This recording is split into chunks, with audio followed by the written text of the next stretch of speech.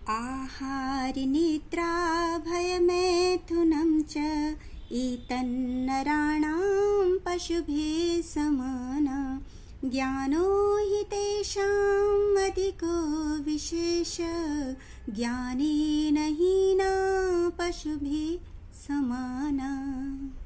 अर्थात खाना, सोना, डरना और संभोग करना ये सभी क्रियाएं मनुष्यों में पशुओं के समान ही होती हैं।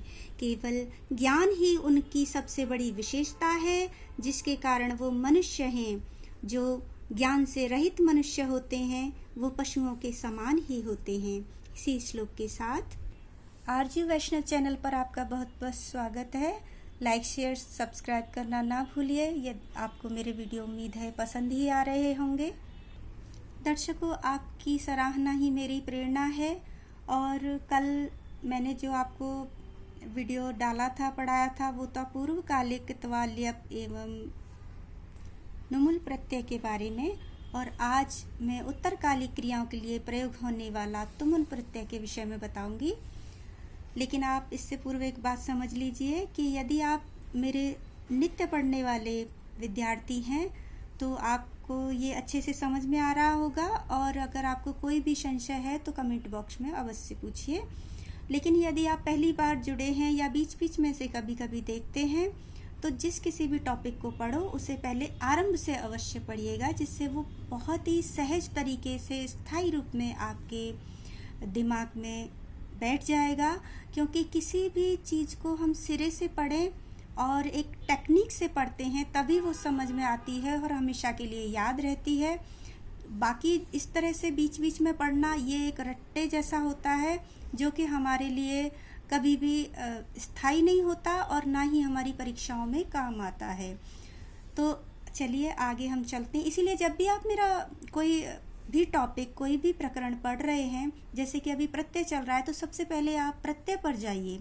प्रत्यय के आरंभ का वीडियो देखिए, जिसमें कि आप ये जानिए सबसे पहले, या मान लीजिए कोई कारक उठाइए या संधि उठाइए, तो सबसे पहले आप ये जानिए कि प्रत्यय होता क्या है, उसका अर्थ क्या है, उसका प्रयोग किस लिए किया जाता है, उनके कितने भेद होते हैं, और प्रत्येक भेद को फिर क्रम से एक एक करके समझिए और सीखिए। तो आइए आज का टॉपिक आरंभ करते हैं। उत्तरकालिक क्रियाओं के लिए प्रयुक्त होने वाला तुमुन प्रत्यय। तुमुन जिसका कि तुम शेष रहता है और इसका अर्थ होता है के लिए। जब ये किसी क्रिया में जुड़ जाता है, किसी धातु में लग जाता है, तो उस धातु का अर्थ हो जाता है के लिए। जैसे पठ में लग गया पठितुम, तो पढ़ने के लिए। और गम धातु में लगा तो गंतुम अर्थात जाने के लिए। तो इस तरह के अर्थों को देने के लिए हम तुमुन प्रत्यय का प्रयोग करते हैं। इसको ऐसे समझिए केवल 3 सूत्रों में कि तुमुलौ क्रियायाम क्रियार्थायाम। इसको यहाँ पर मैंने स्पष्ट किया है कि जब एक क्रिया को करने के लिए, क्रियार्थायाम ऐसे कि किसी क्रिया को करने के लिए जब कोई दूसरी क्रिया की जा रही है, तो जिस क्रिया को करने के लिए की जा रही है वो क्रिया जो होगी वो उत्तरकालिक होगी, क्योंकि वो अभी हुई नहीं है। जो क्रिया हो रही है वो तो हो रही है, लेकिन क्यों हो रही है? किसी दूसरी क्रिया को करने के लिए हो रही है। तो करने के लिए वाली जो क्रिया है, जो कि बाद में होगी, उस क्रिया में हम के लिए अर्थ को दिखाने के लिए तुम उनका प्रयोग करते हैं। जब एक क्रिया को करने के लिए कोई क्रिया की जाती है, तो उस भविष्यकालिक क्रिया में, या कहें कि बाद में होने वाली उत्तरकालिक क्रिया में, के लिए अर्थ को दर्शाने के लिए तुमुन यानी कि तुम प्रत्यय का प्रयोग किया जाता है। दूसरी शर्त जो है वो इस सूत्र में है कि समान कर्तृकेषु तुमन, अर्थात दोनों ही क्रियाओं का जो कर्ता हो वो समान होना चाहिए, अर्थात दोनों क्रियाओं का कर्ता एक ही होना चाहिए। तीसरी बात यह है कि किसी वाक्य में यदि 2 क्रियाएं नहीं हैं, लेकिन किसी क्रिया को करने के लिए उसमें समय, बेला, काल, इस तरह के किसी समयवाची शब्द का प्रयोग हो रहा है किसी क्रिया के लिए, तब भी उस क्रिया में हम तुमुन प्रत्यय का ही प्रयोग करेंगे। यदि किसी क्रिया के लिए किसी समयवाची शब्द का प्रयोग होता है तो उस क्रिया में हम तुमुन ही लगाते हैं। और इनसे बने हुए जो रूप होते हैं वो अव्यय होते हैं, तो लिंग वचन का प्रश्न ही नहीं उठता, वो ऐसे के ऐसे ही प्रयुक्त किए जाएंगे। और जब हम धातुओं में तुमुन प्रत्यय का प्रयोग करेंगे तो जो संधिगत परिवर्तन होते हैं वो होंगे, उसको आप अभ्यास से अवश्य याद रखिएगा। वाक्य के द्वारा इसको हम ऐसे समझते हैं तुमुन प्रत्यय को, कृष्णम दृष्टुम याति, कृष्ण को देखने के लिए जाता है। यहाँ दो क्रियाएं हैं, जाना और देखना। तो जाने वाली क्रिया जाता है ये तो हो रही है, लेकिन ये जो देखने वाली क्रिया है वो अभी तक नहीं हुई है। उस क्रिया को करने के लिए ही दूसरी क्रिया हो रही है। तो जब किसी क्रिया को करने के लिए कोई क्रिया की जाती है, तो जिसको करने के लिए की जा रही है कोई क्रिया, तो उस क्रिया में ही हम तुमुन प्रत्यय का, अर्थात जो उत्तरकालिक बाद में होने वाली क्रिया है, जो कि लिखने में तो पहले आ रही है लेकिन होगी वो मुख्य क्रिया के बाद, तो उस उत्तरकालिक क्रिया में हम तुमुन का प्रयोग करते हैं। नुमूल लगाते हैं जिसका कि अक्षेष रहता है, और नुवुल लगाते हैं तो जिसका अक्षेष रहता है तो बन जाता है कृष्णम दर्शक याति, दर्शक को याति, विसर्ग का यो हो जाएगा। तो क्योंकि नुवुल जो प्रत्यय है वो कर्ता विशेषणवाची भी होता है, इसलिए उस यहाँ पर के लिए अर्थ के लिए अधिकांशतः तुमुन का ही प्रयोग होता है। तो नुवुल प्रत्यय को हम बाद में पढ़ेंगे, और फिलहाल यहाँ पर हम केवल तुमुन प्रत्यय को ही अभ्यास करते हैं। एक वाक्य है जैसे पठितुम पुस्तकम आनय, पढ़ने के लिए पुस्तक लाओ।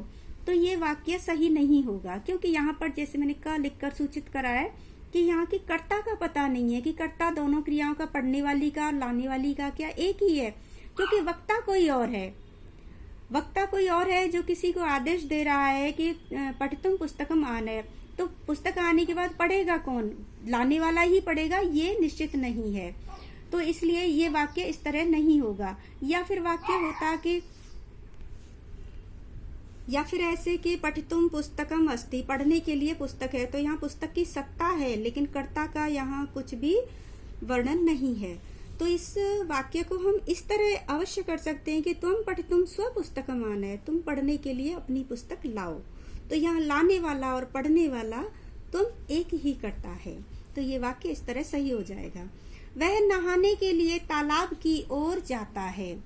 तो तालाब, जाना और नहाना दो क्रियाएं हैं, तो दोनों का कर्ता वह स स्नातुम तड़ाकम प्रति गच्छति। यहाँ गम धातु में प्रति उपसर्ग लगा के और अर्थ दे दिया, और तालाब की ओर जब प्रति गच्छति इस तरह के उपसर्ग आते हैं, और जाना के साथ भी, गम धातु के साथ भी हम द्वितीय का ही प्रयोग करते हैं। तो स स्नातुम यहाँ के लिए, तड़ाकम प्रति गच्छति।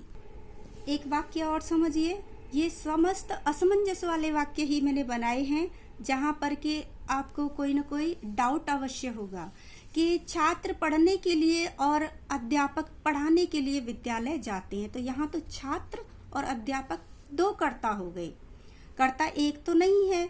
तो क्या यहाँ पर हम तुमुन प्रत्यय लगाना सही रहेगा? बिल्कुल सही है, क्योंकि यहाँ पर कर्ता दोनों क्रियाओं का एक ही है। छात्र पढ़ने के लिए और विद्यालय, ये देखिए और का प्रयोग हुआ है, इसके माध्यम से दो वाक्य जोड़े गए हैं, जबकि क्रियाओं के कर्ता सेम है, समान है, एक ही है। तो इसको इस तरह से करते हैं जब वाक्य जोड़ दिए जाते हैं। तो जाना, देखिए ऐसे समझो कि छात्र पढ़ने के लिए विद्यालय जाते हैं और अध्यापक पढ़ाने के लिए विद्यालय जाते हैं। तो छात्र की पढ़ने की और जाने की क्रिया, ये दो क्रियाएं, एक ही कर्ता छात्र, और पढ़ाना और जाना ये दो क्रियाएं हैं और दोनों का कर्ता एक अध्यापक। तो इस तरह से जब हम दो वाक्यों को जोड़ते हैं तो मुख्य जो क्रिया होती है वो एक बार ही लिख दी जाती है, जबकि भावार्थ में, अर्थ में वो क्रिया दो बार आ रही है। कि जैसे छात्र पढ़ने के लिए विद्यालय जाते हैं, हो गया, जाना और पढ़ना दोनों क्रियाओं का एक ही करता। तो यहाँ पर किस लिए विद्यालय जा रहे हैं? जाने की क्रिया मुख्य क्रिया, पढ़ने के लिए, तो ये उत्तरकालिक क्रिया हो गई जो कि जाने के बाद होगी। तो ऐसे के लिए अर्थ को देने के लिए हम तुमुन का प्रयोग करेंगे। और इसी तरह से अध्यापक पढ़ाने के लिए विद्यालय जाते हैं, तो यहाँ पर भी जो पढ़ाने वाली धातु है, क्रिया है, उसमें हम तुमुन का प्रयोग करेंगे। तो वाक्य अनुवाद ऐसे होगा, छात्राः पठितुम् अध्यापकाश्च पाठयितुं विद्यालयं गच्छन्ति। इसके साथ ही काल समय वेला वाला भी सूत्र है, उसके अनुसार भी है कि जब किसी वाक्य में दो क्रियाएं न हो लेकिन किसी क्रिया के साथ कोई समय दिया गया हो, तो उस क्रिया में भी हम तुमुन का प्रयोग करेंगे। जैसे पढ़ने का समय, पढ़ने का सही समय, तो अध्येतुम उचितम कालः। तो यहाँ पर काल शब्द लिखा है। इस तरह के किसी समय संबंधी वाक्य शब्द का प्रयोग जब हो जाता है तो वो समय जिस किसी भी क्रिया के लिए नियुक्त किया गया है उस क्रिया में तुमुन का प्रयोग होगा। तो अध्येतुम कालः, या खाने का समय तो भोक्तुम वेला, या सोने का समय तो स्वपितुम वेला, या पूजा का समय अर्चितुम कालः। इस प्रकार समय संबंधी शब्दों के साथ भी क्रिया में तुमुन प्रत्यय का प्रयोग होता है। अभ्यास के लिए तुमुन प्रत्यय लगाने के लिए कुछ धातुएं दे रही हूँ, जिनमें कि जब आप तुमुन का प्रयोग करोगे तो संधिगत जो परिवर्तन होंगे वो अवश्य करना। और ये जो धातुएं मैं दे रही हूँ ये बहुत ही महत्वपूर्ण हैं परीक्षाओं आदि की दृष्टि से। इनको स्क्रीनशॉट आप लीजिएगा, बाद में मैं बताती हूँ। पहले अर्चना या पूजा करने के अर्थ वाली अर्च धातु में तुमुन प्रत्यय लगा तो बना अर्चितुम। स्पृश छूना, अर्च अर्जन करना या कमाना, हिरी हरण करना, कथ कहना, ग्रहण करना, क्री करना, लब पाना, क्री खरीदना, वह ढोना, दृश्य देखना, नृत्य नाचना, त्रय रक्षा करना, प्रउपसर्ग पूर्वक नम धातु प्रणाम करना, पृच्छ पूछना, अधे उपसर्ग पूर्वक ई धातु अध्ययन करना, पच पकाना, भक्ष खाना। स्क्रीनशॉट लीजिए इनका और फिर इनके रूप बनाइए तुमुन प्रत्यय। धन्यवाद।